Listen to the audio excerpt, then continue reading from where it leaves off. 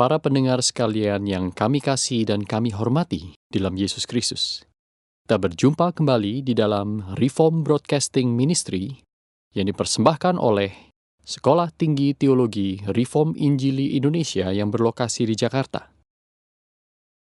Di tengah tantangan zaman yang diwarnai oleh kesuaman, kegairan semu, dan ketidakpastian arah gereja-gereja di abad 21 ini, STTRII dipanggil untuk menjalankan misinya, yaitu secara serius melatih dan memperlengkapi hamba-hamba Tuhan, pemimpin-pemimpin gereja dan konselor-konselor Kristen yang profesional, agar mereka memiliki pengenalan yang benar akan Alkitab dan menjadi saksi Tuhan yang setia dimanapun mereka berada.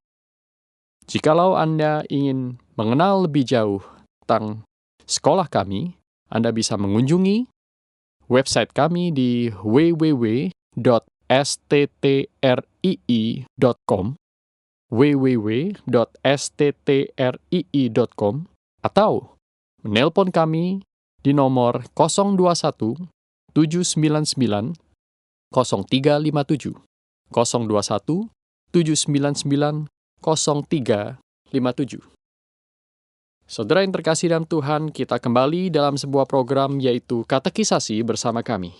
Nah, saat ini kita akan bersama-sama merenungkan satu bagian dalam pertanggungjawaban iman kita yang berkaitan dengan penyelesaian dosa. Saudaraku yang terkasih dalam Tuhan, dalam beberapa minggu yang lalu yang sudah lewat, kita sudah menyelesaikan satu bagian pertama di dalam Katekismus Heidelberg yang berbicara tentang apa itu penghiburan satu-satunya dalam hidup dan mati kita. Dan kemudian setelah itu kita dibawa untuk mengerti tentang kondisi kita. Hal pertama perlu terus-menerus kita ingat dan refleksikan bahwa kita adalah orang yang berdosa. Kita adalah orang yang menderita, sengsara di dunia ini. Dan kemudian kita diperhadapkan pada pertanyaan, lalu apa yang kita bisa lakukan untuk bisa lepas dari sana? Nah, mulai dari minggu ini sampai beberapa minggu yang akan datang, kita akan mempelajari bagian yang kedua, yaitu bagaimana Allah melepaskan kita dari dosa dan sengsara itu. Nah, pertanyaan ke-12 di dalam Katekismus Heidelberg berbunyi demikian.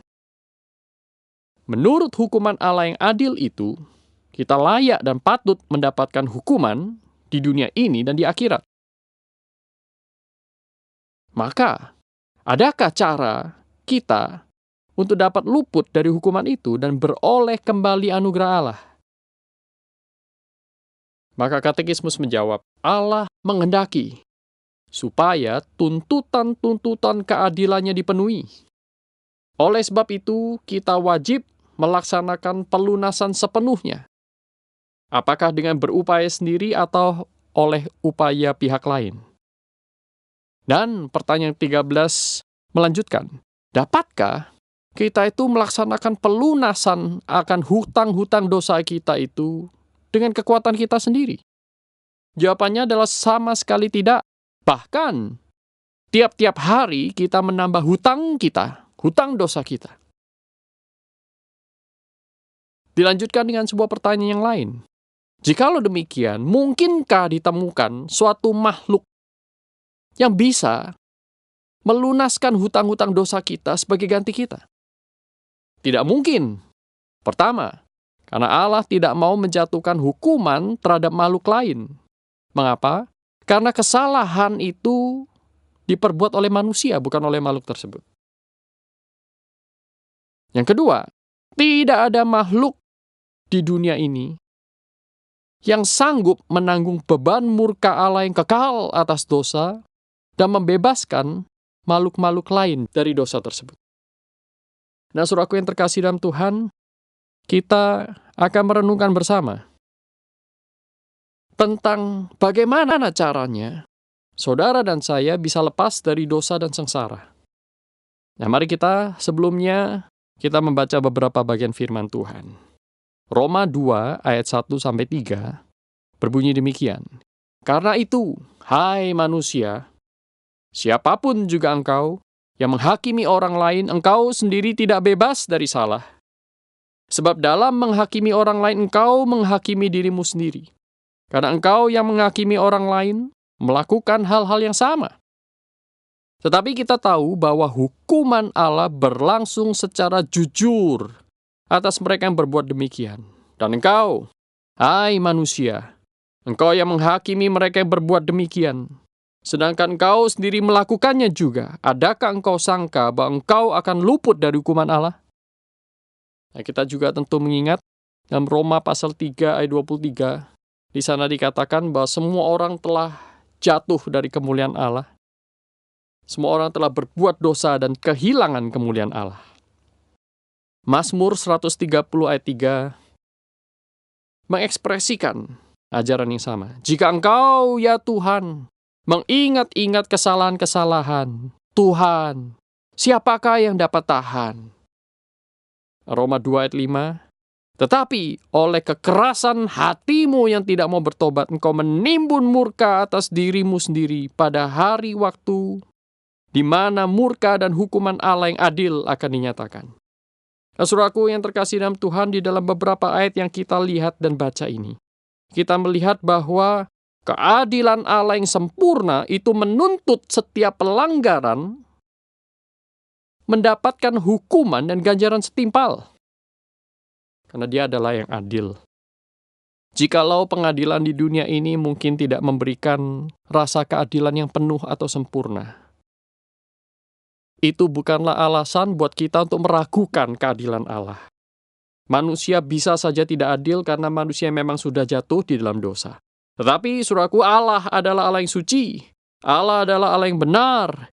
Dia akan mengadili setiap manusia menurut perbuatan mereka. Dan dia akan menuntut setiap pelanggaran yang kita lakukan dengan hukuman dan ganjaran yang setimpal. Dan jika dosa itu, pelanggaran itu kita lakukan terhadap sesuatu yang kekal, maka ganjarannya juga bersifat kekal. Dan ini adalah keadilan.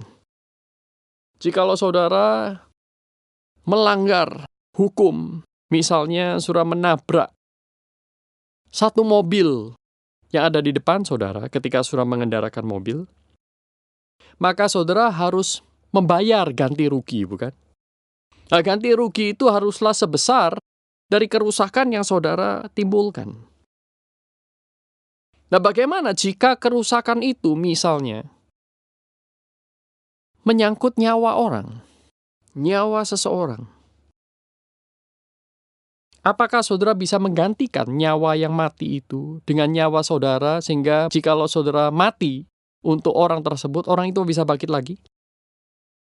Tidak bisa, bukan? Jadi kita melihat bahwa ada hal-hal tertentu yang di luar kemampuan kita. Ada dosa-dosa tertentu, ada perbuatan-perbuatan tertentu yang membuat saudara dan saya tidak lagi bisa membayarnya. Padahal itu kita lakukan. Termasuk juga dosa melawan Allah yang kekal.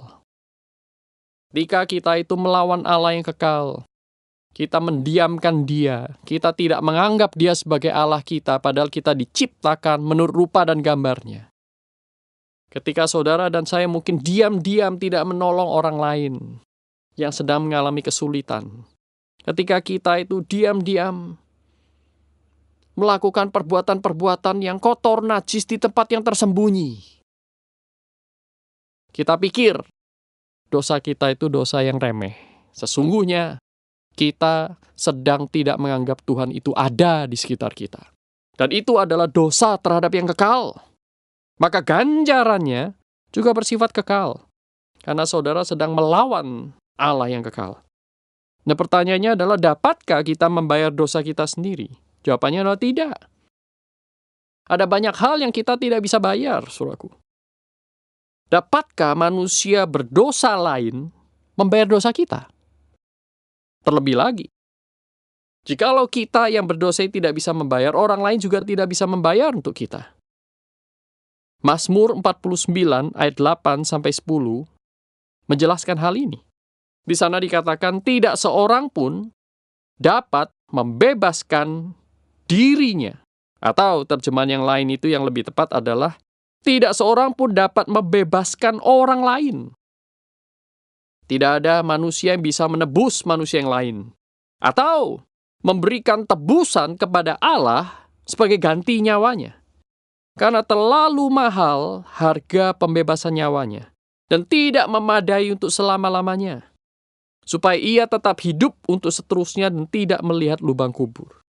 Saudaraku, Mazmur 49 ayat 8 sampai 10 menunjukkan bahwa manusia, kita sendiri tidak bisa menebus dosa kita. Orang lain pun tidak bisa menebus dosa kita. Kita juga tidak bisa menebus dosa orang lain. Kita tidak bisa memberikan diri kita sebagai tebusan kepada Allah ganti nyawa orang lain. Karena nyawa itu sangat mahal harganya. Dan tidak memadai untuk selama-lamanya. Demikianlah kata pemazmur. Nah, kemudian katekismus juga bertanya, apakah makhluk ciptaan lain bisa menggantikan kita? Prinsip Alkitab juga mengatakan tidak. Karena Allah tidak akan menghukum makhluk lain karena dosa-dosa manusia. Jikalau dalam perjanjian lama itu Allah mengizinkan manusia mengorbankan hewan-hewan, mungkin itu sapi, mungkin itu kambing, domba, atau burung tekukur. Itu bukan berarti bahwa binatang-binatang itulah yang menghapus dosa kita. Tetapi itu adalah satu bayang-bayang yang Tuhan izinkan. Bahwa harus ada pihak lain. Bahwa ada sesuatu yang lain yang bisa menebus dosa-dosa kita. Yang kita akhirnya lihat dalam perjanjian baru, itu semua digenapi dalam diri Yesus Kristus. Surat Ibrani mengatakan bahwa Dia adalah apa yang dibayang-bayangkan di dalam sistem korban di perjanjian lama. Semua sistem korban di perjanjian lama itu adalah bayang-bayang dari apa yang akan datang, yaitu Kristus, anak domba Allah satu-satunya. Sehingga saudaraku, kita sampai kepada kesimpulan bahwa tidak ada makhluk ciptaan lain yang bisa menggantikan kita. Hewan-hewan, korban bakaran kita, terlebih uang kita. Sementara masih banyak orang berpikir, ya sudah, aku memang banyak dosanya, tapi biarlah aku akan membayarnya dengan perbuatan baikku. Perbuatan baik kita adalah seperti kain yang kotor di mata Tuhan. Demikian tercatat dalam kitab Yesaya. Nah, saudaraku yang terkasih dalam Tuhan, kita tidak bisa membayar dosa kita sendiri. Kita ini sangat menderita. Dan kita tidak berdaya. Mengatasi dosa kita sendiri pun kita tidak berdaya. Dan tidak ada penyelamat yang lain di dalam ciptaan Tuhan. Lalu bagaimana? Dan disinilah begitu indahnya kasih dan keadilan Tuhan itu dinyatakan. Nah, saudaraku yang terkasih dalam Tuhan, tidak mungkin manusia bisa membayar dosanya sendiri dengan kekuatannya sendiri. Mengapa? Karena ini adalah masalah relasi. Ketika manusia berdosa melawan Allah, manusia bermusuhan dengan Allah, manusia sudah berbuat salah kepada Allah, maka pendamaian, penebusan itu haruslah dimulai dari Allah. Maksudnya apa? Maksudnya seperti ini, saudara. Katakanlah saya meminjam mobil saudara, dan mobil saudara itu tidak tanggung-tanggung. Mobil yang paling mahal di dunia. Katakanlah mobil Bugatti Veyron Super Sports yang harganya adalah 2,4 juta US dollar. Mobil Bugatti ini bisa ditancap gasnya, berjalan, top speednya adalah 427 km per jam. Seperti jet. Nah, katakanlah saya meminjam saudara mobil itu, mobil yang baru dikirim. Dan saya katakan, saya mau pinjam sebentar. Nah, kemudian saya pakai mobil saudara itu dan saya pergi berkeliling di kota Jakarta. Nah, karena saya tidak sabar Maka saya tancap gas dan saya menabrak kiri, kanan, depan, belakang. Dan mobil itu ringsek karena terakhirnya tertabrak busway. Yang kemudian saya selamat dan saya datang kepada saudara. Saya berkata, maaf ya, saya sudah merusakkan mobil kamu. Mobil kamu sekarang ringsek. Ada di kantor polisi. Tapi jangan khawatir, saya akan mengganti biaya perbaikan dan semuanya saya akan ganti. Dan saya katakan, ini saya menggantinya sekarang juga. Maka saya membuka dompet saya dan saya berikan kepada saudara itu uang 200.000. Harga mobil itu 2,4 juta US dollar. Dan saya memberikan kepada saudara 200.000. Saya bilang terima kasih. Dan saya anggap ini lunas. Apakah saudara akan menerima pemberian saya itu untuk mengganti biaya mobil tersebut? Dan saya waktu melihat saudara dengan muka yang kecut, geram dan marah, saya bertanya, oh mungkin 200.000 itu kurang. Nggak apa-apa, saya gandakan 200%. Saya tambah 400.000. Jadi total 600.000. Saya dengan bangga mengatakan, ini 600.000 untuk membayar mobilmu. Saudaraku, tetap uang sedemikian tidak bisa membayar. Karena harganya terlalu mahal dan saya tidak mampu membayar. Maka jikalau saya dan saudara itu mau berdamai, maka perdamaian itu, syarat-syarat perdamaian bukanlah saya yang menentukan karena saya adalah pihak yang bersalah. Yang menentukan adalah saudara. Saudara harus menentukan syarat-syarat pendamaian. Nah, saudaraku, demikian pula halnya ketika kita berdosa melawan Allah, maka penyelesaian dosa tidak bisa berasal dari saya, karena saya adalah orang yang berdosa, saya yang sudah bersalah, saya sudah melanggar. Tetapi hanya dari Allah. Allah lah yang menyediakan jalan keluar, menunjuk jalan pendamaian.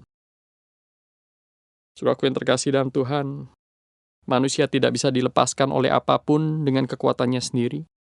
Tidak ada segala sesuatu di dunia ini dari ciptaan, di antara ciptaan yang bisa menebus dosa kita. Satu-satunya jalan pendamaian adalah dari Tuhan. Nah, nantikan diskusi kita selanjutnya di minggu-minggu yang akan datang. Kita akan membahas dengan tuntas hal ini. Dan biarlah perenungan kita pada hari ini membawa kita kepada sikap yang benar untuk datang kepada Tuhan. Berserah penuh, Tuhan, aku ingin berdamai dengan Engkau, tolong aku. Tunjukkan jalanmu kepadaku. Bersama dengan kami, Reform Broadcasting Ministry, yang dipersembahkan oleh Sekolah Tinggi Teologi Reform Injili Indonesia di Jakarta. Kiranya Tuhan memberkati saudara sekalian. Shalom.